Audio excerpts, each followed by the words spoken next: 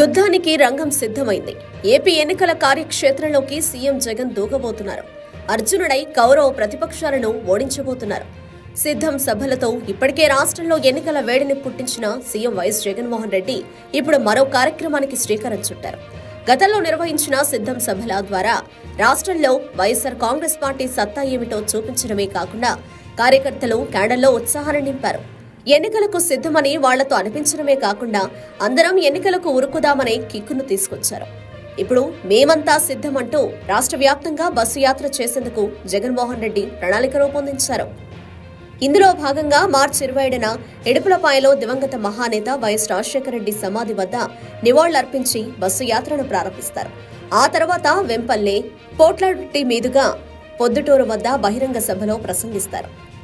ఆ తర్వాత ఆళ్లగడ్డ చేరుకుని అక్కడే బస చేస్తారు. ఈ బస్సు యాత్రలో భాగంగా ముఖ్యమంత్రి కార్యకర్తలు, ప్రజలు, విద్యార్థులు, యువత, మహిళలు, రైతులు, కార్మికులు ఇలా అన్ని వర్గాల ప్రజలతో మమేకమవుతారు.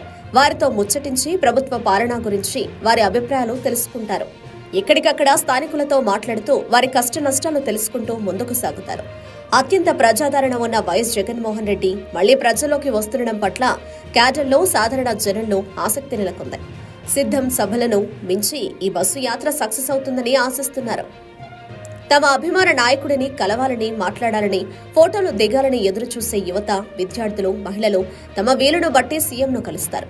జగన్ మామయ్య అంటూ వచ్చే విద్యార్థుల దగ్గర నుంచి రైతు భరోసా వచ్చిందన్న సంతోషాన్ని జగనన్నతో పంచుకోవాలని చూసే రైతన్నల వరకు ఎంతో మంది ఇప్పుడు తమ ఆత్మీయ నాయకుడిని కలిసేందుకు ఈ యాత్ర ఒక గొప్ప వేదిక కానుంది. ఈ యాత్ర సైతం రాష్ట్ర రాజకీయాల్లో మరో సంచలనం అవుతుందని, పార్టీని విజయ తీరాలకు చేర్చడానికి ఈ యాత్ర బాగా తోడ్పడుతుందని క్యాడర్ కూడా విశ్వాసంతో ఉంది.